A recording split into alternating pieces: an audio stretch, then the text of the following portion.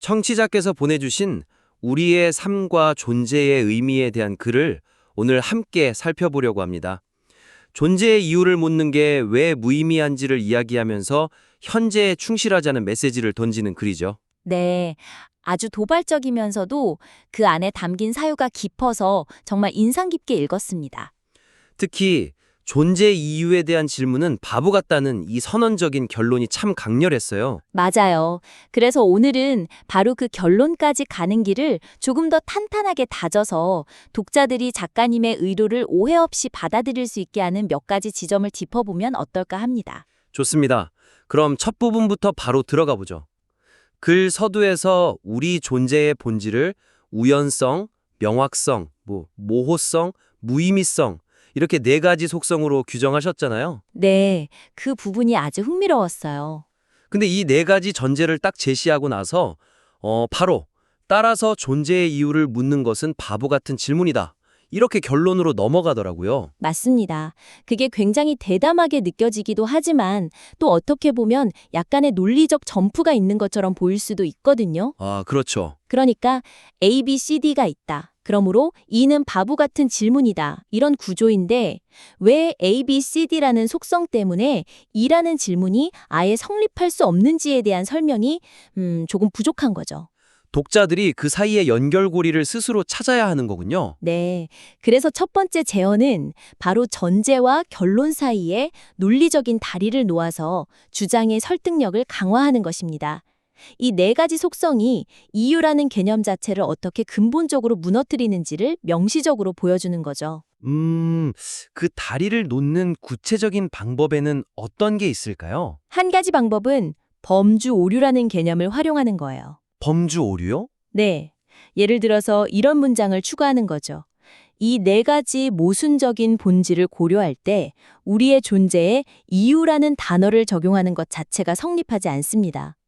이유는 인과관계나 의도를 전제로 하는데 우리 시작인 우연성이 그걸 부정하거든요. 그래서 원인이 없는 결과에 이유를 묻는 건 마치 파란색의 무게는 얼마인가 라고 묻는 것과 같은 범주적 오류입니다. 아, 파란색의 무게라는 비유가 정말 날카로운데요. 질문의 틀 자체가 잘못됐다는 걸 그냥 단번에 보여주네요. 그렇죠. 답이 없다가 아니라 질문이 성립하지 않는다고 말하는 거니까 훨씬 더 근본적인 지적이 될 수 있죠. 훨씬 강력하네요. 네.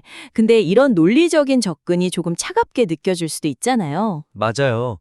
글의 전체적인 톤과는 잘 맞지만 조금 더 감성적으로 와닿는 방법도 있으면 좋겠다는 생각도 드네요. 정확해요. 그래서 두 번째 방법으로 비유를 활용하는 걸 제안하고 싶어요. 가령 이런 식이죠. 우리의 존재의 이유를 묻는 건 마치 거센 폭풍우가 지나간 자리에 우연히 피어난 들꽃에게 너는 어떤 원대한 계획을 위해 여기에 피었니? 라고 묻는 것과 같습니다. 아, 들꽃은 계획에 의해 핀 게 아니라 그저 비와 흙과 햇살이라는 조건이 맞아서 피어났을 뿐이거든요. 우리 삶도 이와 같습니다. 그 비유도 정말 와닿네요. 의도와 조건의 차이를 딱 보여주는 것 같아요. 네, 맞아요. 그러면서 태어났다는 사건이 먼저 있고 의미는 그 이후에 우리가 만들어가는 것이지 태어나기 전부터 주어진 게 아닙니다. 이렇게 덧붙여주면 완벽하죠? 이 두 가지 방법 중에 작가님 스타일에 맞는 걸로 보강해 주시면 첫 주장이 훨씬 단단해질 겁니다. 네, 논리적인 다리를 놓자는 제언 정말 좋네요. 그러고 보니 그 전제가 됐던 네 가지 속성 중에 무의미성이라는 단어? 이 단어 자체가 또 다른 오해를 낳을 수도 있겠다 싶어요. 아주 중요한 지적입니다. 어감이 너무 강해서 작가님 의도랑 다르게 허무주의로 읽히기 너무 쉽잖아요. 맞아요.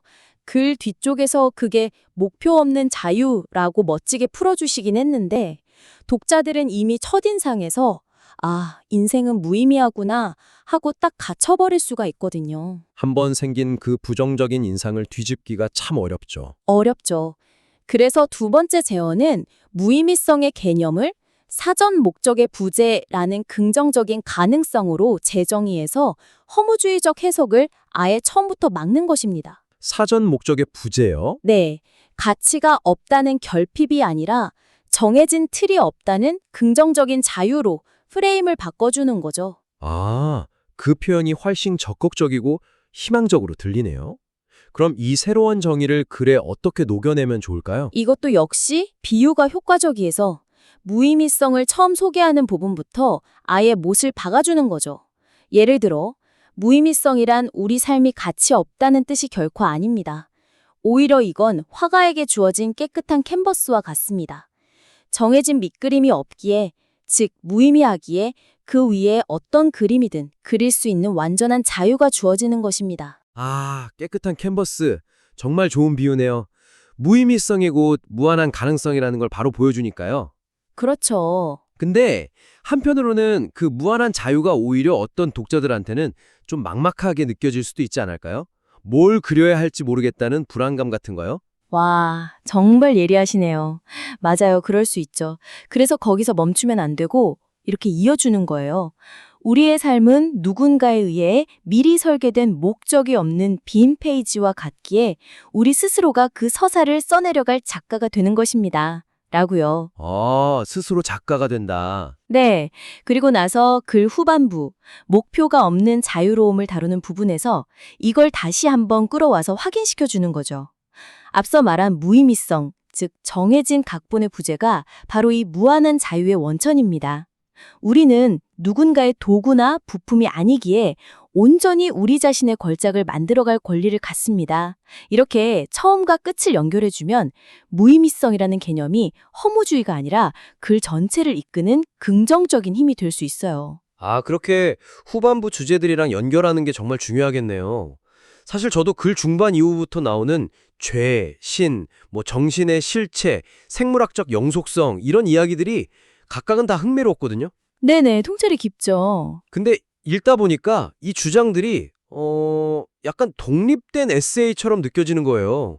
그래서 이게 왜 존재 이유에 대한 질문이 어리석다는 첫 주장이랑 연결되는 거지? 하는 생각이 살짝 들더라고요. 맞아요. 많은 독자들이 비슷하게 느낄 수 있는 지점이에요. 구슬은 다 좋은데 이걸 꿰는 실이 조금 더 튼튼했으면 하는 거죠. 그래서 마지막 세 번째 제언은 후반부의 다양한 주제들을 주어진 존재 이유란 없다는 핵심 주장과 유기적으로 연결하는 것입니다. 후반부의 모든 논의가 결국 첫 번째 대전제에서 나온 필연적인 결론이라는 걸 명확하게 보여주자는 말씀이시군요. 바로 그거죠. 예를 들면 죄에 대한 부분은 어떻게 연결할 수 있을까요? 죄에 대한 논의를 시작하거나 마무리할 때 이런 연결고리를 넣어주는 거예요. 이처럼 존재에 미리 주어진 목적이 없다는 것을 온전히 받아들일 때 비로소 죄의 개념 또한 초월적 존재와의 계약 위반이 아니라 지금 여기 함께 살아가는 동료 존재들에 대한 현실적인 책임의 문제로 귀결됩니다. 아, 그렇게 연결되는군요. 절대적인 심판자가 없으니까 죄와 용서의 주체도 결국 우리 인간이 된다는 거네요? 그렇죠. 신에게 용서를 구할 게 아니라 피해를 입은 그 대상에게 직접 용서를 구해야 하는 이유가 바로 여기에 있습니다. 라고 이어주면 논리가 아주 명확해지죠. 네네. 정신과 사후세계에 대한 논의도 마찬가지예요. 그 부분은 어떻게 연결할 수 있을까요? 이렇게요. 정신마저 육체의 활동이며 죽음과 함께 사라진다는 사실은 영혼의 영속성 같은 사후의 의미를 찾으려는 시도가 왜 공허한지를 보여줍니다. 이는 우리의 의미가 죽음 이후가 아닌 살아있는 지금 여기에서 완성되어야 함을 재확인시켜주죠. 그렇기에 존재 이유를 묻는 건 현재를 외면하게 만드는 환상에 불과합니다. 결국 사후세계가 아니라 유한한 육체를 가진 지금 여기의 삶에 집중하라는 메시지로 돌아오는 거군요. 글의 첫 주장과 완벽하게 맞닿네요. 네, 이렇게 연결해주면 각각의 논의가 핵심 주장을 받쳐주는 아주 강력한 기둥이 되는 거죠. 마지막 생물학적 영속성이라는 대안이야말로 이 글의 활용점정인데요. 아까 얘기했던 빈 캔버스의 막막함에 대한 해답이 될 수도 있겠네요. 정확합니다. 이렇게 연결하는 거죠. 그렇다면 미리 주어진 목표가 없는 삶에서 우리는 무엇을 지향해야 할까요? 그 해답은 초월적인 곳이 아닌 우리 존재의 가장 깊은 기반, 즉 생물학적 영속성이 있습니다. 와, 외부에서 이유를 찾는 게 무의미하다는 걸 깨달았기에 우리는 비로소 생경 그 자체의 지속이라는 가정 현실적이고 숭고한 목표를 스스로 설정하게 되는 것입니다. 이 부분이 정말 인상 깊네요. 그러면서 이는 주어진 이유가 아니라 우리가 선택하고 만들어가는 이유입니다. 라는 문장으로 마무리하면 허무주의에 대한 완벽한 대안을 제시하면서 글을 마칠 수 있겠어요. 네, 맞습니다. 외부에서 주어지는 거창한 의미를 다 부정하고 가장 근본적인 생명의 원리에서 우리가 선택할 수 있는 목표를 제시해 주는 거니까요. 이렇게 후반부 주제들을 대전제와 촘촘하게 엮어주면 글 전체가 하나의 거대한 논증으로 완성돼서 독자에게 훨씬 깊은 울림을 줄 겁니다. 오늘 나눈 이야기들을 한번 정리해 보겠습니다. 첫째, 존재의 4가지 속성이 존재 이유에 대한 질문을 어떻게 논리적으로 무력화시키는지 범주 오류나 들꽃 비유 같은 구체적인 다리를 놓아 주장의 설득력을 높이는 것. 네. 그리고 둘째, 무의미성이라는 단어가 다진 허무주의적 오해를 막기 위해서 이걸 정해진 틀의 부재나 빈 캔버스 같은 긍정적인 가능성으로 초반부터 재정의하는 것. 그리고 마지막으로 후반부에 나오는 죄, 신, 사후세계 같은 다양한 주제들을 글의 핵심 주장과 명시적으로 연결해서 글 전체의 유기성과 통일성을 극대화하는 것이었죠. 네, 맞습니다. 이 세 가지만 보완되어도 지금의 깊은 사유가 독자들에게 훨씬 더 명료하고 의미 있게 전달될 거라고 확신합니다. 이 제언들이 작가님의 글을 완성하는 데 조금이나마 도움이 되기를 바랍니다. 수정된 글이 완성되면 언제든 다시 보내주십시오. 더 깊이 있는 이야기로 다시 찾아뵙겠습니다.